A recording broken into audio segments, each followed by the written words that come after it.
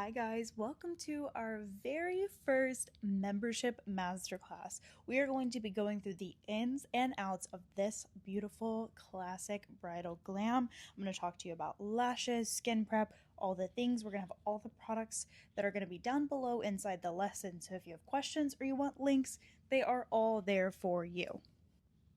Okay, so the biggest thing that I start off with is making sure that my hands are clean, A, and B, I love these little hand palettes. I will link them. They are from Amazon. They do rip all the skin off the back of my hand. I will forewarn you with that, but it is the cleanliest way to work off the back of your hand now. I'm sure if you're a professional artist, you know that a lot of products are made to use on the back of your hand, so I prefer to use them that way, how the manufacturer really intended them to be used. So I start by cleansing. This is Kate. She's my model. I cleanse her face with Bioderma. I do this just to make sure that there's no residual skincare of anything that she put on before. And then I put on these lovely masks. I got these on Amazon. Like I said, all the links will be down below. So if you have questions, they're there, okay? I love putting my brides in face masks before. I typically will use these like collagen masks while I do their hair.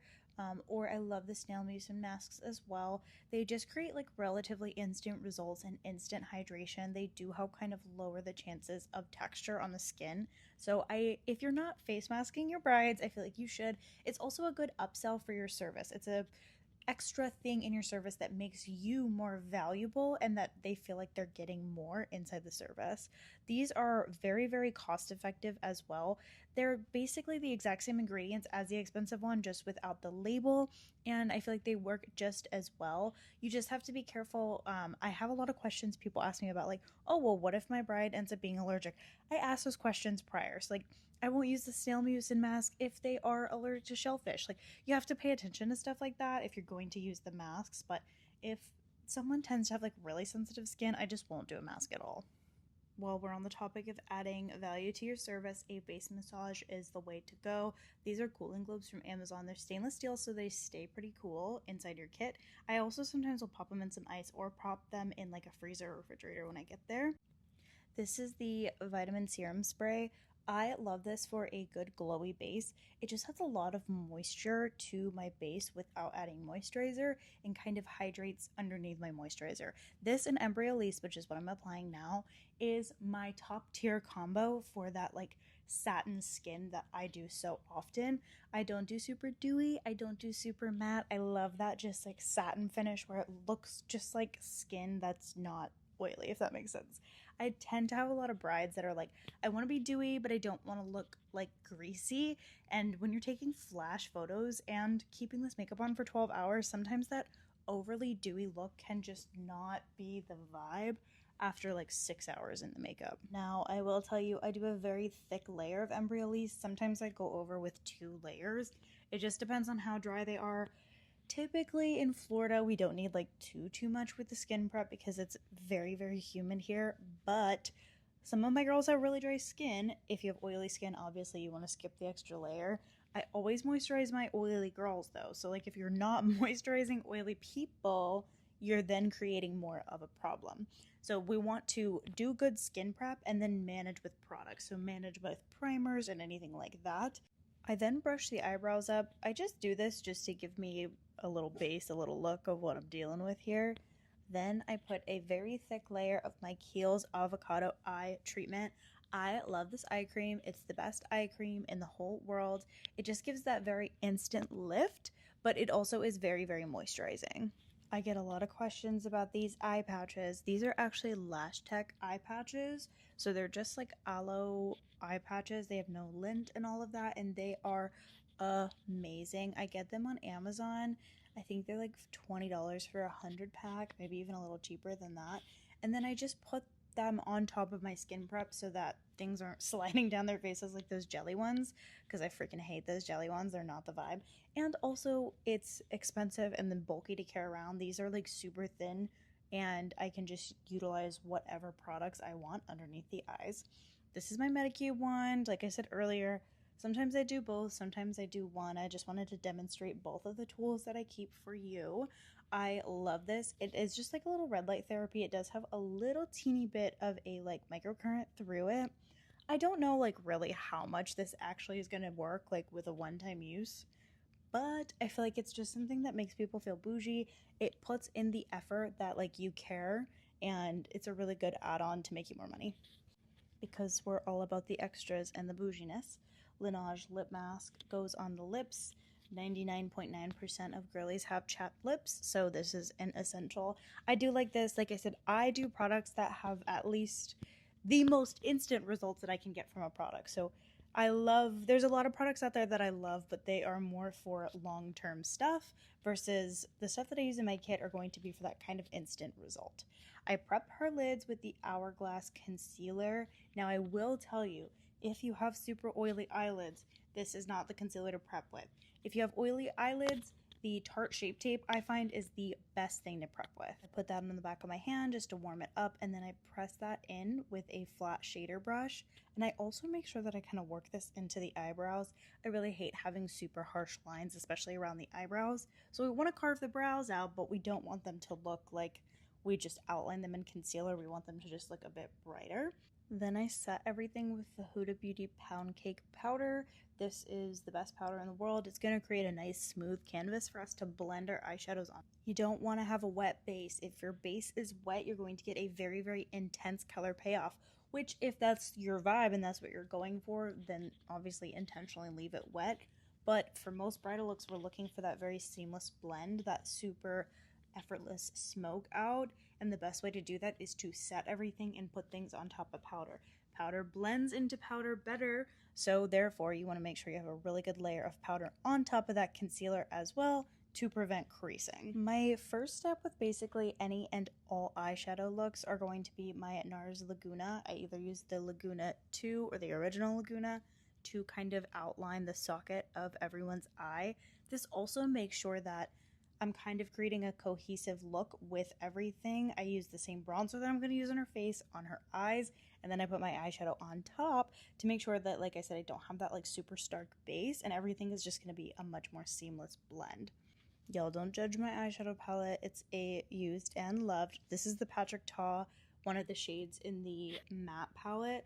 I love this palette. I think that the Patrick Ta reigns supreme over the Makeup by Mario shadows any day except for the Makeup by Mario shimmers. I will lay down my life for the Makeup by Mario shimmers. If he ever makes them in singles, I will simply pass away.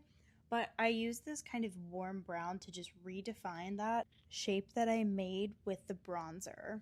At this stage in the look, we're not really going for like definition. I'm more going for just creating a shape and keeping it super blended. I want a very seamless look. We're not doing any harsh lines or defining anything quite yet. We're just making sure that we're laying down a really good base for our more defining shades to go on top of. Now I'm picking up my dark brown shade. I'm mixing the two darkest brown shades from the Patrick Ta mattes, and that's what I'm going to be defining her lash line with. I wanted a very, very smooth looking lash line, so this is my biggest tip and trick for that. I take that on, it's like a MAC, I think it's a 216 dupe, you know, and I really just work that into the lash line and slowly bring the blending up towards what I just blended in. I always like to lift up the brow just a teeny bit just to smooth out anything that's in the eyelid, any wrinkles or anything. We don't want those little skip lines because that is so irritating. I don't know if you've ever seen that, but those little skip lines that you get if you don't like fully pull the skin taut. So I take that and then I just blend everything together very quickly and seamlessly. I'm not trying to have any harsh lines with this until this step. So I take my Tarte, this is light medium, that's the Shape Tape concealer, and this is what I carve all my lash lines out with. Also, I don't know what's going on with the handle of these brushes. I got them on Amazon, and after I washed them once, I don't know what happened to the paint on the like handle of the brush. It looks really bad, but I really like them brushes, so you know, what can you do? I pack that on with the same brush that I used to prep her eyelids with, and then I very lightly pat it out. I want to create again, I'm going to say it 100 times in this video, seamless blend. So I take this and just tap it out across the outside of where I want to finish like the lid space, if that makes sense. You can kind of see what I'm talking about here. So I just kind of map that out and then very, very lightly blend it. We're going to blend it even more, but we just want to create that space there for us so that we can put our shadow over top. I mix like a bone shade and a white shade. The white shade is from the Viseart and the bone shade is from the Patrick Ta. Same thing, the mattes. And then I kind of just brush that over top. I pack it more towards like the top and the very center of the eye and then brush everything together. We're trying to create a quote-unquote cut crease, but a very soft cut crease, a bridal cut crease, if you will. And then I go back in with those same shades just over top. I don't put any more on the brush. I just use the same brush that I used to blend out, just to kind of redefine anything that I lost after blending that white shade. The same thing happens with that darkest shade. I go back over with the same brush. I am picking up a little bit more, but I am just concentrating this as close as possible to the lash line. I love the Artist Color Pencils from Makeup Forever. They are my favorite eyeliners in the whole world. They are super smudge proof, but very, very blendable. You do only have probably like 30 seconds to work with this once it's laid down, but they are very smooth. I am a very precise liner girly. I don't like super crazy smudgy liner. I do the more smudginess with my shadows, and then I define with my liner. So I just take that and I'm just going to lightly smudge it, but I don't want to take away the harshness of the line because we do want that lash line to be more defined so that our lashes that we do later is going to really, really blend together. A big, big, big pet peeve of mine is how lashes, like seeing a gap between the lash line and the like liner, seeing any whiteness there like from underneath, like skin tone, I guess, if you will, is not cute. I don't like it. I feel like it's very distracting from the eyes. It doesn't create that very seamless illusion that there's not like a crazy amount of makeup on. I don't know if that makes any sense, but I do the same thing on the other eye. I create a very tiny wing just with the side of the pencil. You can see how I'm applying the pencil. I like to kind of hold it at the side. That is the easiest way to get a straight line. I feel like going straight on, you kind of tend to get like a wonky line. If you just work with your pencil and work with the warmth of her eye, it will just melt that product very smoothly if you hold it sideways like that. You'll get a much more precise line than trying to hold the skin taut and force the liner on with that tiny little tip. We want to just go over small strokes use the pencil's shape as your friend, not your foe. Taking that same dark shade, the darkest shade that we used, and blending that over top. This is where I'm creating a little bit more intensity in the crease and through the lash line. So I do take that same brush and then I just blend everything together. I go back in with that white shade. A lot of this particular look, that very, very soft blended look, is just basically going back and forth with the same 4 colors that you use and blending and redefining and blending and redefining until you find that perfect sweet spot. I feel like that's just our jobs as makeup artists, is just going back and forth 100,000 times. This is my dearly beloved Urban Decay Space Cowboy. I love, love, love these little pressed glitters. I love doing a pressed glitter over top of a matte look. I feel like it's very classic, it's very bridal. Some people don't want that like very intense shimmer, and this is a perfect way to get that beautiful brightness of a shimmer without it being like, holy shit, that's a lot of shimmer. So then I'm going to take a Q-tip. This is just a regular Q-tip. It's not anything fancy. And some Bioderma and just create my wing. I love leaving my little shadow shields on for this because it keeps them even and makes sure that I'm not going like anything too crazy with it. And then I keep one side of my Q-tip dry, one wet, so that I can, obviously pull any of the product off. Then I definitely use my fingers. I'm a finger girly when it comes... Ooh, that doesn't sound good. I like using my fingers for makeup. Oh my god. Okay, we're gonna just skip over that to make sure that it all looks nice and blended and there's not that really harsh line. So I just tap what little Bioderma is left. I very, very lightly tap this into the like extent of the liner, if that makes any sense. You saw what I was doing. I feel like that's the best way for me to explain it. Let's talk about individual lashes. Okay, so like these are the individual lashes I use from Amazon. I'm linking them. I will also link this cute little lash applicator. It's my favorite applicator.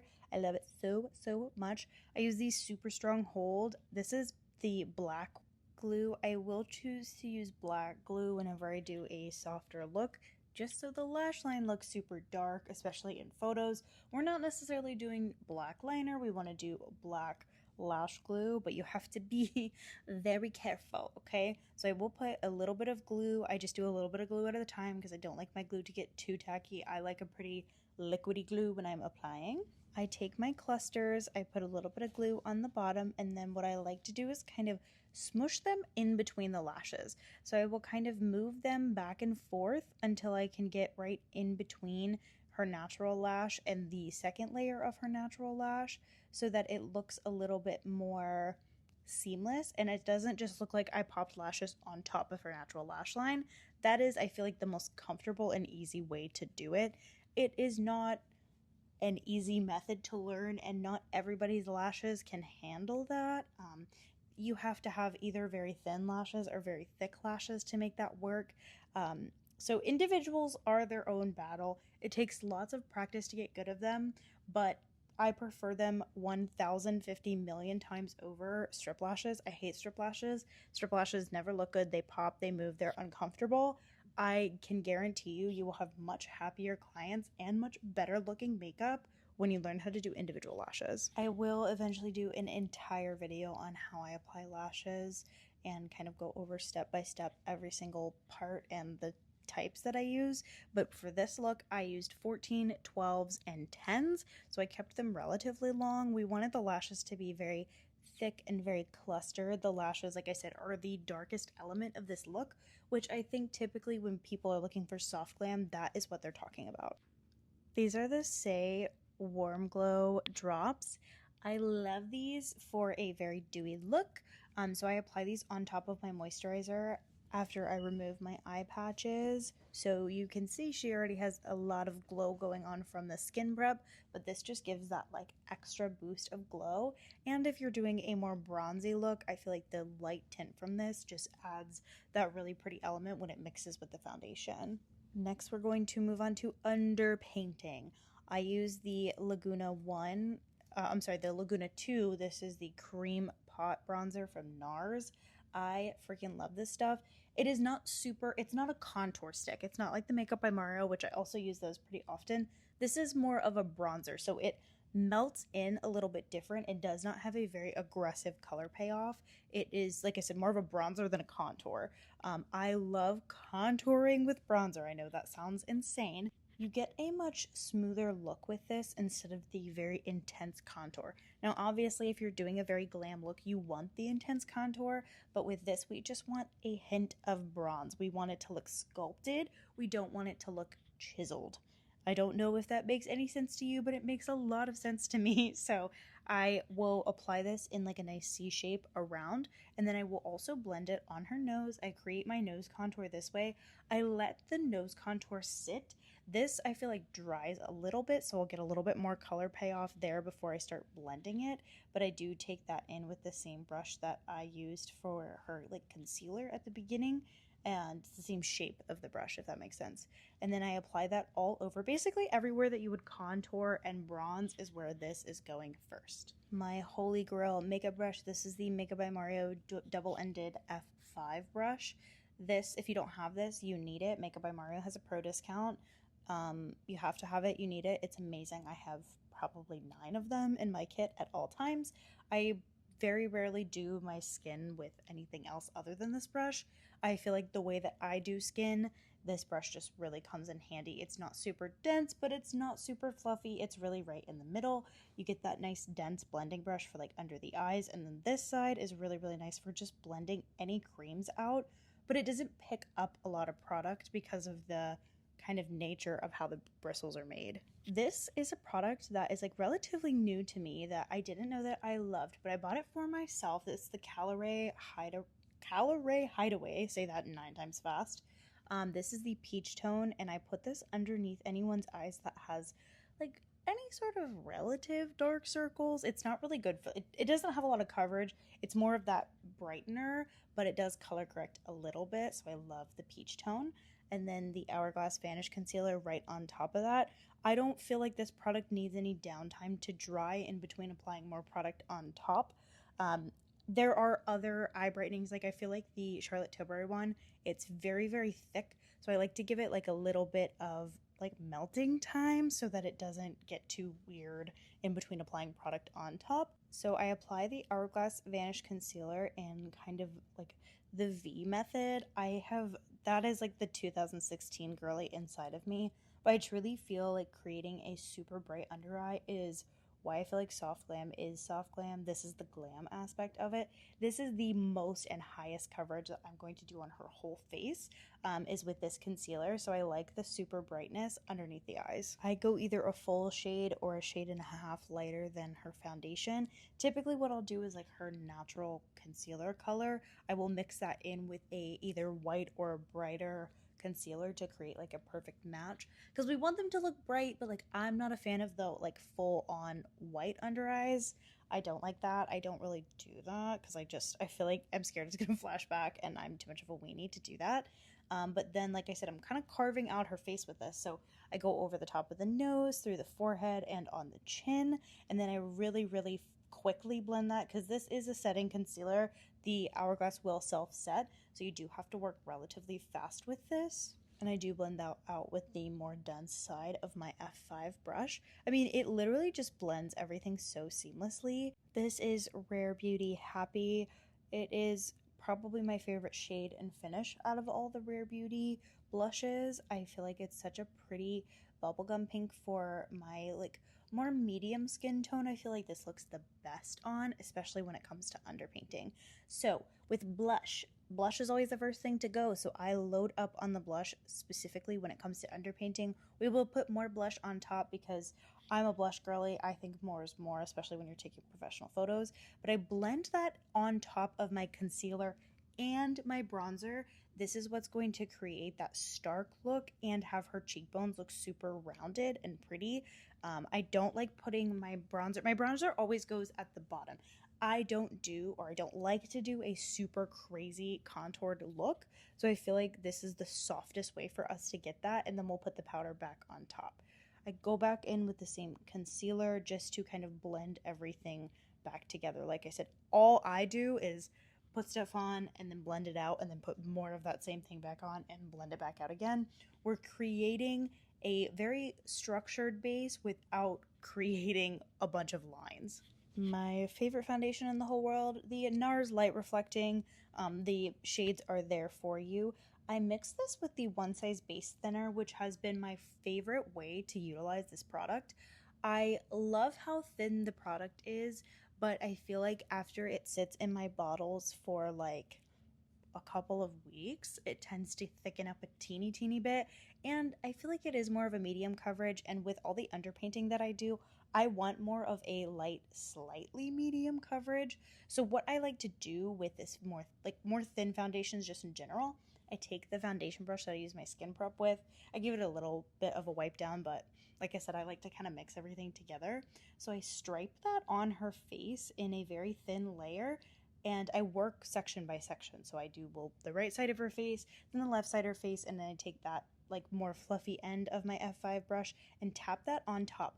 I'm not like, I'm pushing the product into the skin more than I am like buffing it, because we don't want to buff everything together that we just did with that underpainting, because they're creams, they're not set yet. So if you're going to start buffing on top of your underpainting, you're going to mix everything together. Her face is going to look muddy, and then you're going to lose that precision that we worked all that time for underpainting.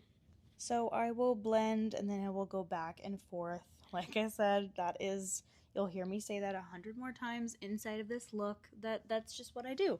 I will place a little bit of product, blend it out, add a little bit more product, step away, see if I need to add any more. And now I powder. So like I said, I am a 2016 girly, and I just can't not bake. I just can't not do it. This is the Huda Beauty Cherry Blossom. I love this powder for my light to medium skin tones. I feel like it's so pretty and it gives a really nice brightening effect without being too much. I like doing this with a pink blush. I feel like if you have a client that's not really like a pinky blush girly, obviously don't use a pinky powder on them, but I was a pink powder hater until I found this because I don't really like the super crazy pink under eyes, but just a very slight color to it I feel like is just gorgeous. Now I will say I do a pretty thin layer of powder. It's not anything super thick. I'm not like doing a full-on baking method. I don't let this sit for very long, but I do take that same powder with a brush. I didn't want to define her cheekbones too much. She had naturally really good cheekbones, so I didn't feel like I needed to like bake underneath. Sometimes I do, sometimes I don't, but I just press this powder on the top of basically everything that I was going to put more powder on top of after. I do just like a thin layer over top of her whole face because like I said, we're about to put more powder on top. Powder blends the best under more powder or on top of more powder. So make sure you're powdering everything down because that's how you're going to get those like patchiness or things grabbing onto each other, is if you're not powdering precisely. And I will show you how I get rid of the super powdery look to get my glowiness back. This is my little baby Real Techniques brush. I love this brush. I have a lot of these brushes. It is just a really good multi-use functional tool to have, and I will dust all the powder off from underneath her eyes and all around her face. My secret weapon to beautiful dewy skin is multiple different layers of setting spray. This is my current hyperfixation setting spray. It's the powder melt from One Size. It is basic. I feel like they made this product for me in the way that I do makeup. I like to really saturate all of that powder work that I did with the setting spray, and then I pat everything on top. Because I like to kind of lay everything down, make sure everything's nice and melted together. After that is fully dry, I use a fan to dry things, make sure that there's no wet spots at all. Now I'm going to go in with my powders. This is the same powder bronzer I use. This is the Laguna Original, and I just tap that. I'm not pulling too much, I'm not blending too much, no buffing, tapping. Tapping is the way to go because we don't want to disturb everything that's underneath. Then I take that same thing on a fluffy brush and redefine any of my nose contour area. I'm not a huge, like, aggressive nose contour type of girly, but I do like to, redefine it with that. I will go through the bridge of the nose as well with that powder that's left on the puff. I'm not adding more powder, just powder that's left on the puff. And then this is the Dior, the bright pink blush. I like to pop that over top of Happy. I feel like that's like my favorite combo because the Dior blush is it's more of a light blush. It doesn't have a lot of pigment to it, which I prefer. I know some people hate that, but I love it to just kind of blend and saturate everything together and make the underpainting pop. Next is highlighter. I used the Champagne highlighter from the Charlotte Tilbury. These are the Hollywood Flawless highlighters. I love them. I just feel like they melt right into the skin and they're not like glittery. They're more of a true shimmer and they look just like a very natural highlight. It's nothing too intense. Like I said, everything that I do is pretty soft. So if you're looking for a harsh glam, this is not the vibe. But I then go back in, redefine every little area with powder. And she gave us a little midway check here. So now we go back to the eyes. So I'm going to take this is the warm tone shadow. So this would be the second shadow that I used. This is more what's in the crease that's blended, is going right underneath her eye. I use a very, very tiny little baby eensy weensy brush. I like to control this. I don't like a really crazy pull down under eye, especially for more of a clean, soft glam like this. So I will just use the brush to my advantage and just kind of let the brush do the work when it comes to the shape. I keep, obviously, the outer edge of it is going to come down a little bit more, and then keeping it nice and tight when I get towards the inner corner of her eye. And then I take, this is the Benefit, I think it's the Kilowatt highlighter. I've had this forever, but this is my favorite inner corner highlight. Very bright, very shimmery, and it just creates a beautiful, pop to the inside of the eyes. And then another layer of setting spray. So the rules with setting spray, we have setting sprays and fixing sprays. The powder melt is a setting spray, and then One Size on Till Dawn is a fixing spray. We'll go in with our fixing spray later. This is the Anastasia Tinted Brow Gel. I use my tiny little spoolies, dip that in, make sure you're not double dipping, girlies. And then I just redefined her brows. Her brows didn't really need a lot, so I didn't fill them in. I did go through and just fill them in kind of after right here, but I didn't do like a full fill in. I just outlined any areas that needed it. Sometimes I do brows first, sometimes I do them last. It kind of depends on how much hair my client has. Like with this look, I wanted to see what her natural brows looked like when I was done. And after I kind of evaluated what everything looked like, I felt like they needed a teeny bit more color and definition. So I went in with the Anastasia, the dual powders. This is, I think, medium brown. I want to say I'm 99% sure it's medium brown. I take a flat brush and I just very lightly, a very light hand here, and I just create like almost like a line underneath and feather it up towards the top of the brow to keep her brows looking pretty natural. Now, this is my favorite waterproof mascara. I just think this mascara is one of the only drugstore mascaras that I, honestly, drugstore and high-end mascaras that I find that does not flake or move at all. I personally use this mascara too, like, and I have oily eyes and watery eyes, and it is just amazing. I will take a little bit of the mascara and I will dispense it on my hand, and then I will rub my spoolie into it. I also push my spoolie to the side like that. It's a lot easier to use, so I just bend the spoolie and I load it all the product up on one side, as you don't want to be wasting a bunch of mascara. I feel like mascara is just the one thing that you use the most of, so I try to be a little bit more sparing when it comes to how much I utilize. You can always put more on your palette. You're just wasting product if you're using too much. So be conservative with the amount of mascara you use. Okay, now we're kind of moving into the finishing stages of the eye makeup. So I will kind of evaluate what needs to happen. So especially towards that inner corner, I took a little teeny bit of black shadow and just blended everything together, just because I feel like that's really like important. Those little tiny things are important when it comes to finishing. Those are the things that people notice. So this is Charlotte Tilbury Original Pillow Talk Liner. This is one of just my favorite lip combos. I love Pillow Talk. I feel like for my light to medium skin tone girls, it is a very beautiful lip tone, especially for bridal. I feel like a peachy light pink for bridal is just classic and glamorous without being too much. It's the understatement, but like still gorge, you know what I mean? I follow that up with the Pillow Talk lipstick. This is the original Pillow Talk. I scooped everything out with a palette or my little disposable. You make sure that you obviously haven't used that disposable anywhere. Scoop a little bit out on the back of my hand and I melt it into the back of my hand, and then I just lightly kind of tap that on. I don't like doing like super crazy thick layers of lipstick. I am a very light layer lipstick kind of girly, so I do very small strokes and make sure that everything's very, very warmed up on the back of my hand. That's why I use it so much, because like I said, I'm a light layer, multiple layers kind of person. Tower 28, this is the coconut shade.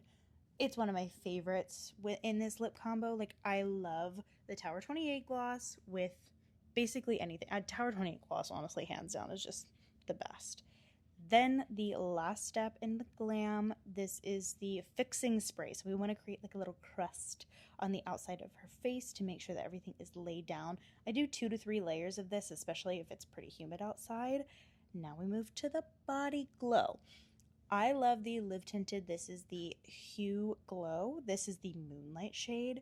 I feel like this is a beautiful for my medium skin tone girlies. I think it's Moonlight is the lightest one that's really, really pretty. I could be wrong. It's the lightest shade, is really good for fair skinned girlies. It's a little bit more pinky tone, so you don't get that crazy bronze look. But I mean, I have so many people ask me about this. It's my favorite. It is one of my favorite glow products I've ever used. I think I like it fourfold over the Sol de Janeiro, which I know people love, but the scent's a little bit strong for me. But I always make sure I set everything with a layer of Until Dawn, so even the body glow, I like to put that over top, create another crust, if you will, over top of her body glow. I'm going to go in, touch up her hair, make sure everything is perfect. And there you go. That is how I created my favorite classic soft glam look. That is my kind of go-to for my brides. All the products are in the description.